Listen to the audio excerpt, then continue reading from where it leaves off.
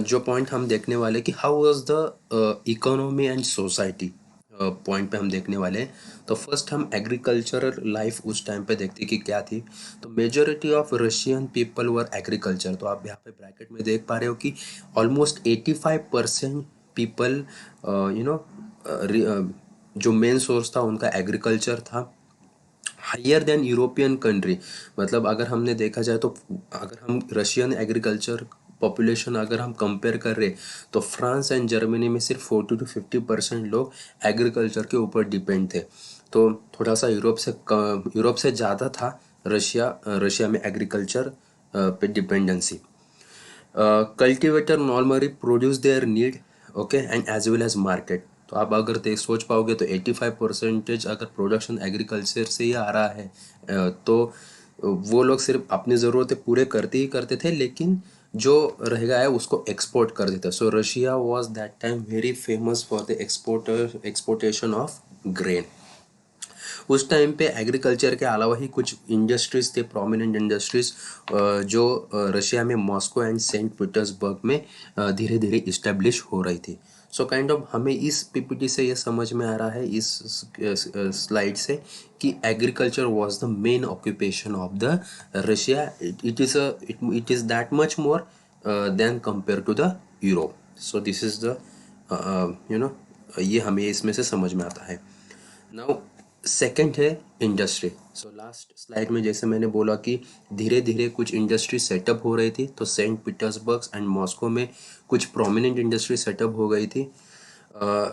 तो ऐसा है कि 1890s तक तो most of the factory setup हो गई थी रशिया में, और धीरे धीरे रशिया में भी बहुत सारे डेवलपमेंट हो रही थी, रेलवे नेटवर्क इस्टेब्लिश हो रही थी, फॉरेन इन्वेस्टमेंट आ रहा था। तो वहाँ पे जो कोल प्रोडक्शन है, जो पहले कुछ था वो डबल हो गया था, स्टील प्रोडक्शन भी क्वाड्रपल हुआ था। मतलब इससे हमें समझ में आ रहा है कि कैसे धीरे धीरे इंडस्ट्रीज अभी ग्रो करने लगी थी। एग्रीकल्चर का परसेंटेज अभी धीरे धीरे कम हो रहा था। बाय 1900 ऐसा हुआ था कि in some areas craftsman and industry worker were equal. तो क्राफ्ट्समैन मतलब जो हाथ से अपना काम करवाते हैं, और इंडस्ट्री वर्कर वो थे कि जो मशीनरीज के ऊपर अपना प्रोडक्शन करते हैं। तो ऐसा हुआ था कि पहले क्राफ्ट्समैन का इंडस्ट्री आने से पहले लोगों की जो पॉपुलेशन थी वो ज़्यादा थी, बट धीरे धीरे 1900 तक वो भी अभी क्या हो गई थी, इक्वल हो गई थी। There were private industry, but government supervised the large factories to ensure minimum wages and limited hours of work. तो स्टार्टिंग में मोस्ट ऑफ द ऐसा हुआ था कि most of the private industry थी, बट उनके ऊपर गवर्नमेंट का रेगुलेशन था, कंट्रोल था, ताकि वो इंश्योर करे कि लोगों को जो ब्रैकेट है उस तक कमी मिनिमम वेजेस मिलना ही मिलना है, उसके कम प्राइवेट इंडस्ट्री बिल्कुल उनको वेजेस नहीं दे सकती। तो उनको एक मिनिमम बार उन्होंने सेट किया था कि इनको इतना वेजेस मिलेगा ही। और ऐसा नहीं है कि प्राइवेट इंडस्ट्री उतना काम करवा के लेके एक हार्स बने रहते थे, एक स्टैंडर्ड बना था, उस आर तक ही, उस घंटे तक ही वो ही वर्कर काम करेंगे। नॉर्मली वर्किंग डे ऐसा होता था कि स्मॉल फैक्ट्री में जो लार्ज इंडस्ट्री में उनके ऊपर तो रेगुलेशन रहता था, तो वो 10 से 12 घंटे लार्ज इंडस्ट्री में, लार्ज फैक्ट्रीज में काम करवाते थे। लेकिन स्मॉल फैक्ट्रीज थी जहाँ पे ज़्यादा गवर्नमेंट का कंट्रोल नहीं था, तो कभी कभी वहाँ पे 15 आवर्स तक लोगों से काम करवा के लेते थे। ये जो वर्कर्स थे वो भी डिवाइडेड थे बाय स्किल्स। ऐसा नहीं कि सारे वर्कर्स को एक ही इसमें कंसिडर किया जाता था। तो हर एक वर्कर का स्किल सेट अलग अलग था, उसके अकॉर्डिंग वर्कर्स का डिवाइडेशन किया गया था। तो इस स्लाइड से हमें समझ में आ रहा है कि how now industry grow, how the workers now growing, now people starting moving from the agriculture field to the industrial field. Industry को हम कंटिन्यू करेंगे यहाँ पे। तो जो मेटल वर्कर्स थे, वो थोड़ा सा ऐसा बोलते थे कि उनको ज़्यादा स्किलफुल माना जाता था as compared to other workers. So they consider themselves as a aristocrats. Okay, जैसे कि हमने पता है हु इज़ द अरिस्टोक्रेट्स। जैसे हमने फ्रेंच रिवॉल्यूशन में देखा कि अरिस्टोक्रेट्स जो चर्च में लोग रहते थे, राजा को राजा को कुछ सजेशन देते थे, राजा उनकी बात मानता था। जनरली वो इनडायरेक्टली हम बोलेंगे कि इकोनॉमी एंड सोशल थिंग्स को कंट्रोल करते थे। उसी तरह से वर्कर्स में भी एक काइंड ऑफ डिवाइडेशन हुआ था। तो मेटल वर्कर्स है, उनको ज़्यादा वैल्यू, तो वो अरिस्टोक्रेट्स की तरह खुद को बिहेव करते थे, और बाकी वर्कर्स के ऊपर एक तरह का कंट्रोल करने की कोशिश करते थे। वुमेन्स वर्कर जो थे वो 31% थे बाय 1940, बट उनको आप अगर आप यहाँ पे देखोगे तो ज़्यादा मतलब कम परसेंटेज नहीं वुमन वर्कर्स का, वो भी अच्छा खासा मतलब 31% वुमेंस थे। बट प्रॉब्लम ये था कि उनको जो पेमेंट था वो बहुत लेस था, दे पेड लेस देन मेन। तो कितना, जितना मेन को मिलता था उसका 1/2 to 3/4 जो रहेगा उतना प्रोपोर्शन में वुमेन्स वर्कर को पेमेंट मिलता था। ड्रेस एंड किस तरह से रहना है इसका भी डिवीजन अमंग वर्कर था। तो जैसे मैंने बोला है कि workers are divided by skills, so as per their skills हर एक का ड्रेस कोड एक सेट था, उनकी मैनर्स सेट थे। सम वर्कर्स ने धीरे धीरे अभी एसोसिएशन फॉर्म करना चालू किया था। वो इसलिए चालू किया था कि अगर कुछ कुछ एम्प्लॉय हो जिनको इकोनॉमिकली कुछ ज़रूरत होगी तो एसोसिएशन फॉर्म करके उस गरीब वर्कर्स को मदद कर पाए, उनको फाइनेंशियल हेल्प कर पाए, या कभी कभी जो अनएम्प्लॉय लोग हैं उनको मदद किया जाए। तो इसलिए लोगों ने अभी धीरे धीरे एसोसिएशन भी क्या की करना वर्कर्स ने चालू किया था।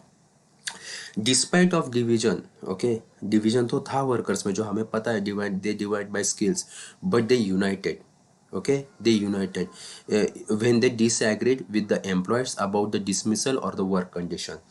जो एम्प्लॉयर है मतलब जो कंपनी का मालिक है, जो ओनर है, अगर वो वर्कर्स को अच्छी तरह का वर्किंग कंडीशन ना दे या कुछ पॉइंट्स वो डिसएग्रीड हो जाए तो ये सारे साथ में आते थे। तो ये एक अच्छी बात थी उस टाइम पे रशिया में कि they divide by skills but they United when the employed disagreed. Okay, तो उसका एग्जाम्पल ये है कि टेक्सटाइल इंडस्ट्री में 1896 to 97 में स्ट्राइक किया गया था।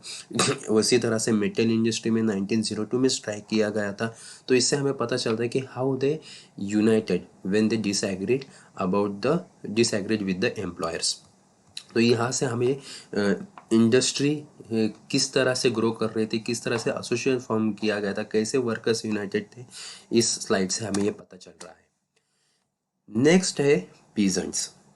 तो पीजेंट्स ये ऐसे लोग थे जो कंट्री साइड में रहते थे और जिनका मेन पॉपुलेशन था कल्टीवेशन करना। ओके, बट ये कल्टीवेशन करना ये खुद का लैंड नहीं था, they work under the nobility crown and Orthodox church. Okay, ये ज़मीन, ये जो लैंड थी ये इनकी नहीं थी, ये इन लोगों की थी जिनके पास पैसा है, जो नोबल लोग से आते, जो ऑर्थोडॉक्स है, जो क्राउन्स लोग हैं, ऑर्थोडॉक्स चर्च है, उनकी ये प्रॉपर्टीज थी। तो पिजेंट्स भी वर्कर की तरह डिवाइडेड थे एंड सबसे इम्पोर्टेंट ये डीपली रिलीजियस थे, बट उनके दिल में कोई रिस्पेक्ट नहीं था नोबिलिटी के लिए।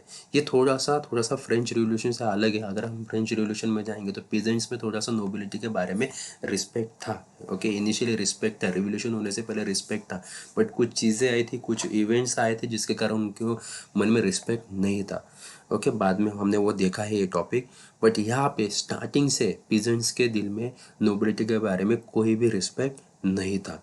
और नोबेल जो था उनको जो पोजीशन मिलती थी, जो पावर मिलती थी, वो ज़ार को सर्विस प्रोवाइड करते थे। तो ज़ार खुश होकर उनको पावर मिलता था, उनको लैंड एज अ गिफ्ट में मिलता था, ओके, एज अ बख्शिश में दिया जाता था।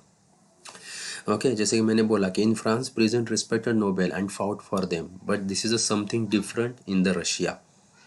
जो रशिया में थे, peasant always wanted the land from Nobel and they they thought कि हम इस लैंड के ऊपर काम कर रहे हैं तो हम हमारी ओनरशिप लैंड पे होनी चाहिए। तो बहुत बार इसके ऊपर राइट्स भी हुए थे, बहुत बार नोबेल ने रिफ्यूज टू पे रेंट। ओके, हमें पता है कि पीजेंट्स लैंड ओनर के लैंड पे रहते थे तो उनको एज अ वो वहाँ पे रह रहे थे, उनको रेंट पे करना पड़ता था। तो बहुत बार वो रेंट पे करना रिफ्यूज़ करते थे। इसी को लेके कुछ लैंडलॉर्ड्स के उन्होंने मर्डर भी किए थे। ऐसे कुछ इंसिडेंट 1905 में रशिया में took they have taken place। सो यहाँ पे हमने पता चला है कि किस तरह से पीजेंट्स का लाइफ था रशिया में। ओके, तो इससे हमें पता चला कि peasants don't have any respect. Okay, I think peasants यहाँ पे बहुत ही ज़्यादा एग्रेसिव थे। They directly refuse, they have directly clashes with the landlords. तो यहाँ से हमें ये चीज़ें पता चल रही है। नेक्स्ट आप यहाँ पे फोटो में देख पा रहे हो कि कैसे अनएम्प्लॉय पीजेंट्स है जो प्री वॉर सेंट पीटर्सबर्ग में है, जो सर्वाइव कर रहे, तो यहाँ पे एक कॉमन रूम होता था, चैरिटेबल किचन्स होता था। तो जो अनएम्प्लॉयड पीजेंट्स है वो यहाँ पे आके खाना खाते थे। वर्कर्स के लिए स्लीपिंग एरिया रहता था, इतना वहाँ पे स्लीपिंग आर था कि लोगों को मतलब वहीं पे बोलते थे कि यहाँ पे रहो, यहीं पे सो जाओ, घर जाने की कोई ज़रूरत नहीं है। मतलब 24 घंटे में अगर आदमी 15-15 18-18 घंटे काम करेगा तो कहाँ घर जाएगा। तो यहीं पे उनके सोने के लिए स्लीपिंग एरिया बनाया गया था, डॉर्मेट्री जैसे, जैसे कि अभी कोई कंपनीज में ऑर्गेनाइजेशन में होता है वैसे बनाया गया था। तो लोग यहीं पे सोते थे और उठ के फिर से काम करने लगते। तो इतना वहाँ से लोगों से काम करवा के लिया जाता था। नेक्स्ट पॉइंट है जो हम अभी पढ़ने वाले हैं, सोशलिज्म इन रशिया। तो अब तक हमने क्या क्या पढ़ा बच्चों, थोड़ा सा मैं रिवाइज करता हूँ। अब तक हमने पढ़ा कि कैसा एग्रीकल्चर लाइफ था, कैसा इंडस्ट्रियल लाइफ था और कैसे पीजेंट्स का लाइफ था। तो ये हमने थोड़ा सा इकोनॉमी रिलेटेड चीज़ हमने देखी बिफोर द रशियन रिवोल्यूशन। अभी हम थोड़ा सा सोशलिज्म के ऊपर, सोशल लाइफ कैसी थी रशिया में, उसके बारे में हम देखेंगे। तो हमें पता है कि बिफोर 1940 1414 रशिया में सारे पॉलिटिकल पार्टीज को इलीगल किया गया था। उसी दौरान उसी दौरान एक पार्टी इस्टेब्लिश की गई थी, social democratic workers party. Okay, कब फाउंड की थी 1898 में।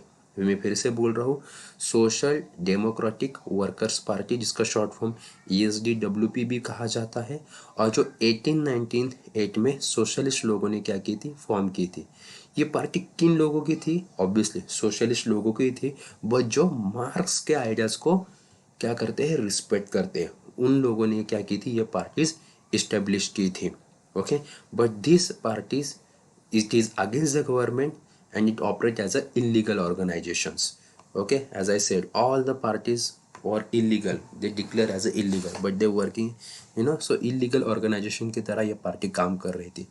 उसी दौरान 1900 में, यू कैन से 20 साल के बाद और एक पार्टी फॉर्म की गई थी जिसका नाम था socialist revolutionary party. Again I am repeating, the party name is socialist revolutionary party in 1900।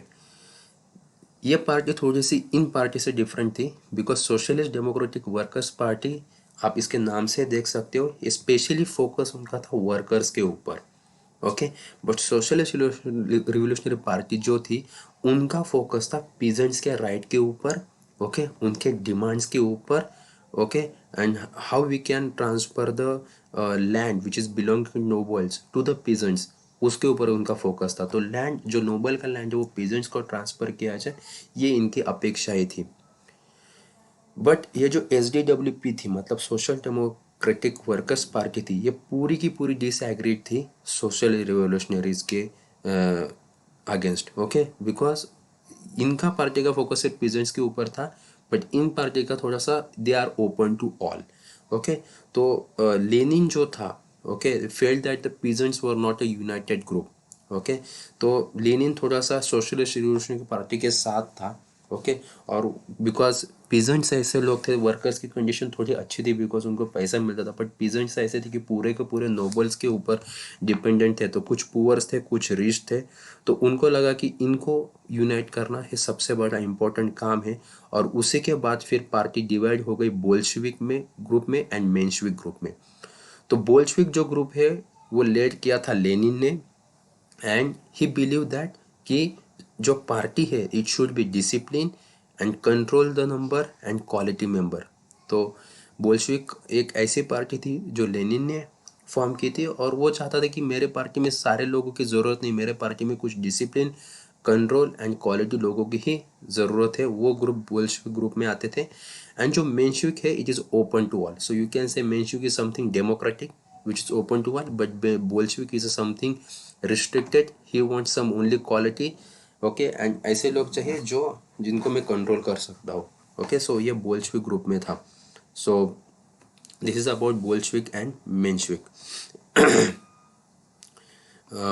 Next point है turbulent time and the 1905 revolution. Okay, so as I say, आपको पता है कि जो रशिया में था ऑटोक्रेसी थी, Russia was a autocracy. Autocracy means you can say हुकुमशाही। So because that time everything was control by the tsar. And together with the social democratic and social revolution, ये दो पार्टी थी, they work with the peasants and workers during the revolution of 1905 and demand the constitutions and this also supported by nationalist and jadidists. Okay, so jadidists मतलब कौन होते हैं? जो मुस्लिम revolutionaries होते हैं, जो मुस्लिम धर्मगुरु होते हैं। ओके, जो रिवोल्यूशनरीज आते हैं उनको ज़ैदिस्ट बोला जाता है। ओके, तो ये दो ग्रुप, अभी क्या हुआ था जब 1905 टाइम आया था, तो जब रशियन रिवोल्यूशन के पास हम नज़दीक आ रहे थे, तो ये दोनों ग्रुप एक साथ हुए थे, बिकॉज दोनों चाहते थे कि अभी कॉन्स्टिट्यूशन आ जाए। ओके, एक ऐसा कॉन्स्टिट्यूशन हो जाए जिसमें ज़हर का पावर कम हो जाए और लोगों के हाथ में पावर आ जाए, जिस आइडिया को नेशनलिस्ट एंड ज़ैदिस्ट लोगों ने भी क्या किया था, सपोर्ट किया था। जो ईयर था 1904, वह was particularly bad one for Russian worker. ये ईयर ऐसा बोला जाता है कि वर्कर्स के लिए बहुत बैड था। इसके कुछ रीजंस है। क्या रीजंस है? तो फर्स्ट रीज़न है कि उस टाइम पे जो इसेंशियल्स गुड है, जो ज़रूरत की गुड्स है लाइफ के लिए, उनकी प्राइस बहुत बढ़ गई थी। प्लस लोगों के वेजेस 20% डिक्लाइन हुए थे। Even membership of workers association grows, तो ऑब्वियसली अगर 20% डिक्रीज हो गए थे, तो डेफिनेटली जो एसोसिएशन उन लोगों ने उस टाइम पे फॉर्म किए थे, तो उनकी मेंबरशिप बढ़ने लगी थी। बिकॉज वो उस टाइम पे ऐसा था कि सारे वर्कर्स एसोसिएशन में ज्वाइन नहीं होना चाहते थे। बट अभी ऐसा टाइम आया था कि अभी सबने लगा कि हमें एसोसिएशन ज्वाइन करना बहुत ज़रूरी है। उसी दौरान क्या हुआ, जो लोग एसोसिएशन फॉर्म करते थे उन लोगों पे इंडस्ट्रियल एक्शन लिया जाता था, उन लोगों को अपने कंपनी से या फैक्ट्री से निकाल दिया जाता था। तो ऐसा हुआ कि कुछ दिनों के बाद ऑलमोस्ट 1,10,000 वर्कर्स सेंट पीटर्सबर्ग में सारे लोग स्ट्राइक में चले गए और उन्होंने डिमांड करना चालू किया कि आप जो वर्किंग डेज है, ओके, वर्किंग आवर्स है, उसको क्या करो, रिड्यूस करो। कितना करो? 8 आवर्स तक करो, और वेजेस इंक्रीज करो, और जो वर्किंग कंडीशन है वो इम्प्रूव करो। तो ऐसे हालात वहाँ पे हुए थे और ये डिमांड्स उन्होंने उस टाइम पे किया था। उसी सो बेस के ऊपर एक क्वेश्चन आप यहाँ पे देख पा रहे हो स्लाइड में, why were there revolutionary disturbances in Russia in 1905? ऐसी क्या चीज़ें हुई थी, कौन से रीजंस थे जो रिवोल्यूशनरी डिस्टर्बेंस 1905 में हुआ था, एंड क्या डिमांड्स थी रशियन रिवोल्यूशनरीज की? तो यहाँ पे आप देख पा रहे हो कि वर्कर्स की क्या डिमांड थी, रशियन रिवोल्यूशनरीज क्या क्या डिमांड थी। इन दोनों को आप क्या कर सकते हो, क्लब करके इसका आंसर बता सकते हो। उसी के बाद एक ब्लडी संडे नाम का इवेंट है जो बहुत पॉपुलर है रशियन हिस्ट्री में। So what was the Russian bloody Sunday? The bloody Sunday is that कि जो वर्कर्स का प्रोसेशन हुआ था उसको लीड किया था फादर गैपोन ने, और वो पहुंच गए थे विंटर पैलेस। वहाँ पे अटैक किया गया था पुलिस से, जैसे कि हम जालियनवाला बाग हत्याकांड जैसे फेमस है हमारी हिस्ट्री में, उसी तरह का एक इंसिडेंट हुआ था कि विंटर पैलेस में पुलिस ने अटैक किया था वर्कर्स के प्रोसेशन के ऊपर, एंड ऑलमोस्ट उस टाइम पे 100 वर्कर्स किल हो गए थे, 300 वर्कर्स जख्मी हो गए थे। इस इंसिडेंट को ब्लडी संडे कहा जाता है। तो एग्जाम में ये क्वेश्चन आता है कि what is bloody Sunday? So bloody Sunday is something that a police attacks on the procession of workers who led by the father Gapon. Okay, and almost 100 workers were killed and 300 workers were wounded. This incident known as a bloody Sunday. और ये एक incident था, मैं जो बोलूँगा कि जिसके बाद रिवोल्यूशनरी एक्टिविटीज़ बहुत स्ट्रांग हो गई, एंड उसके बाद कुछ इवेंट्स के ऊपर इवेंट्स होने लगे, जैसे कि बहुत सारे strikes all over the country हो रही थी, यूनिवर्सिटीज़ क्लोज हो गई थी, स्टूडेंट्स ने कॉलेज जाना बैन किया था, वर्कर्स लोगों ने जाना बैन किया गया था, सिविल लाइब्रेरीज मतलब कंप्लेनिंग चालू किया गया था, lawyers, doctor, engineer, also other middle workers, उन्होंने अपना खुद का यूनियन इस्टेब्लिश किया गया, और सब जन अभी कॉन्स्टिट्यूशन की क्या करने लगे, डिमांड करने लगे। You can relate this thing with our 1857 revolution. Okay, तो उसी को लेके फिर जो ज़ार राजा था उसको अभी समझ में आया कि अभी हमें किस जल्दी ही इसके ऊपर एक्शन लेना पड़ेगा, और फिर उस टाइम पे डूमा फॉर्म किया गया। ये बहुत फेमस क्वेश्चन है रशियन रिवॉल्यूशन में, व्हाट इज डूमा? तो डूमा क्या है बच्चों? सिंपल है, डूमा एक ऐसी कमिटी है, you can say this is the elected consultative parliament. मतलब डूमा में ये लोग रहेंगे जो कॉमन लोगों में से इलेक्ट किए हुए हुए लोग होंगे, जो डायरेक्ट जार से क्या करेंगे, चर्चा करेंगे अगर कुछ इश्यू होगा। तो इनमें एक पार्लियामेंट्री, एक पॉलिटिकली क्या है, अभी पावर आ गई, क्योंकि डूमा होने से पहले कोई भी ज़ार के साथ कॉमन लोगों में से चर्चा करने के लिए क्या एलिजिबल नहीं था। तो अभी ज़ार ने उसके ऊपर रोड रास्ता निकाले। मैं कॉन्स्टिट्यूशन फॉर्म नहीं करूँगा, लेकिन मैं अभी एक आपको एक ऑप्शन दे सकता हूँ कि we can form some Duma which has some elected members and they can discuss with me. But ये ज़्यादा देर तक टिका नहीं पाया। After 75 days first Duma dismiss हुआ एंड 3 मंथ्स के बाद within 3 month second Duma form हुआ। तो फर्स्ट डूमा क्यों हुआ? बिकॉज फर्स्ट डूमा इसलिए फॉर्म हुआ कि बहुत सारे ऐसे कमिटीज़ थे, बहुत सारे यूनियन वर्कर्स थे जो अनऑफिशियली काम करते थे, जो उस कमेटी में थे, कंसल्टेटिव पार्लियामेंट में थे। उनकी कुछ पॉलिटिकल एक्टिविटीज़ थी जिनको ऑलरेडी इलीगल डिक्लेयर किया गया था, और ज़ार को कही तो फिर ये था कि ये एक्टिविटी में जो इलेक्टेड हुए आए हैं ये हमारे लिए अच्छा नहीं है। तो उसने फर्स्ट डूमा कैंसिल किया और सेकेंड डूमा वो लेके आया। बट सेकेंड डोमा में ऐसे हुआ कि बहुत सारे जो सेकेंड डोमा में लोग पीपल्स है, they asking the question on the his authority, and he did not want any questioning.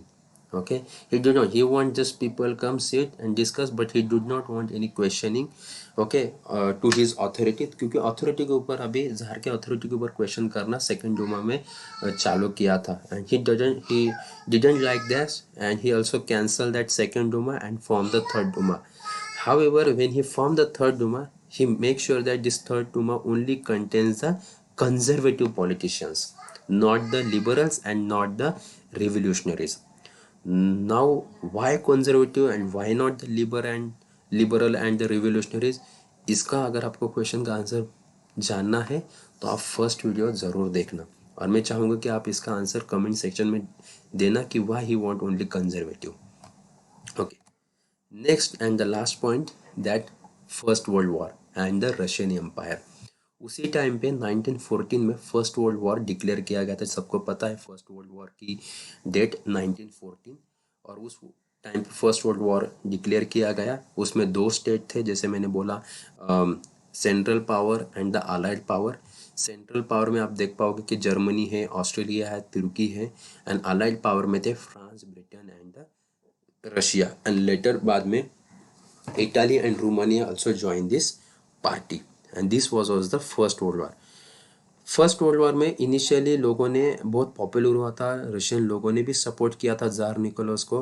But जैसे ही वॉर आगे प्रोसेस होने लगा, ओके, लोगों ने सपोर्ट करना छोड़ दिया, बिकॉज ज़ार ने डूमा के पार्टीज़ के लोगों के साथ कंसल्ट करना छोड़ दिया था।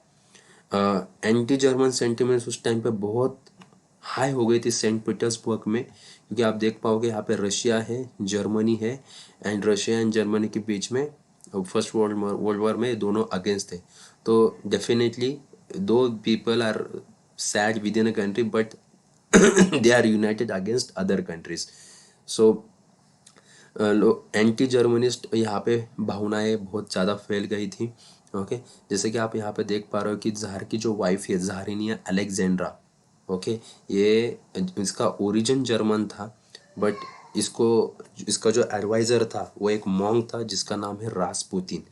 Okay, and who made the autocracy unpopular. तो ऐसा बोला जाता है कि ज़ार की पॉपुलरिटी कम होने के पीछे ये रासपुतिन का नाम है, क्योंकि हिस्ट्री में ऐसा भी कहा जाता है कि ये जो ज़ार की वाइफ है, ज़ारिनिया अलेक्जेंड्रा, इसका एंड रासपुतिन का there is something between them. Okay, so Rasputin एक रीज़न है ज़ार की पॉपुलरिटी कम करने का एंड रशियन रिवोल्यूशन के होने का। But this is not a topic to discuss in depth, but just for your information guys, just remember this things. ऐसा हुआ बाद में 1914 1917 में जर्मनी के साथ एंड ऑस्ट्रेलिया के साथ रशिया हार गया। ऑलमोस्ट 7 मिलियन लोगों की हानि हो गई, लोग किल हो गए उसमें 1970 तक। और फिर में इतने बड़े लोग हो गए, रशियन सोल्जर्स मर गए, कि उसके बाद सोल्जर्स की कोई भी इच्छा नहीं थी कि हम ऐसा वॉर लड़े। इसके कारण इंडस्ट्रीज पे भी इम्पैक्ट होने लगा। जो रेलवे कंस्ट्रक्शंस था वो भी रुक गया था। उसके कारण लोगों की संख्या कम हो गई थी, लोगों का पॉपुलेशन, जो वॉर में जो सोल्जर्स है उनकी पॉपुलेशन कम हो गई थी। एंड नाउ उसके बाद ऐसा होने लगा कि they want soldiers, you know. So जो अच्छे लोग हैं, जो एबल बॉडी है, उनको फिर मिलिट्री में रिक्रूट किया गया, यू नो। एंड मिलिट्री में उनको रिक्रूट करने के बाद ऐसा हो गया कि इंडस्ट्री में अभी लोगों की शॉर्टेज होने लगी। ऐसा करके बाय विंटर 1916 में राइट्स हो गया। Why riots at the bread shop, why it happen? The simple reason is that कि जो आर्मीज थे उन लोगों को ग्रेन सप्लाई किया जाता था, तो there was a shortage of grain in the market. So because of that rights happen at the bread shop. Understood? Okay. So this way we have completed our second part. Okay. If you have any doubts, any questions, please comment it. We are very happy to answer those. उसी को at the end, these are the question for study. Okay, let me speak. The first question है, what was the bloody Sunday? Bloody Sunday क्या था? Why Russian people did the riots at the bread shop, जो हमें अभी latest देखा। Explain the Duma, right the difference between Bolshevik and Menshevik group. And last question है, why were there revolutionary disturbances in Russia in 1905 and what were the demands of the revolutionaries? Okay, so revolutionaries की क्या demand थी, ये last question में आपको देना है। So thank you guys, thank you all. Please don't forget to like, share and subscribe. Okay, thank you. Have a nice day. Bye.